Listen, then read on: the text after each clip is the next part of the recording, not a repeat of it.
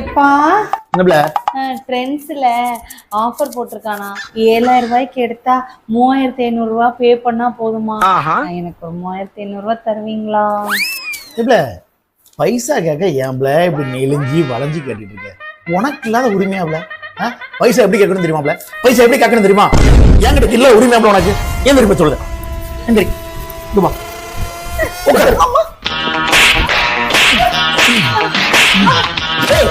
Shopping போனோம் காசு கொடு அப்படின்னு அடிச்சு கேட்க உனக்கு எல்லா உரிமையும் இருக்குப்ல. இது உலக நடிப்புடா சாமி. அடிச்சு கேட்க உரிமை இருக்குல்ல. அடிச்சு முன்னாடி காசு கொடுத்துட்டா அடிக்கவும் முடியாது.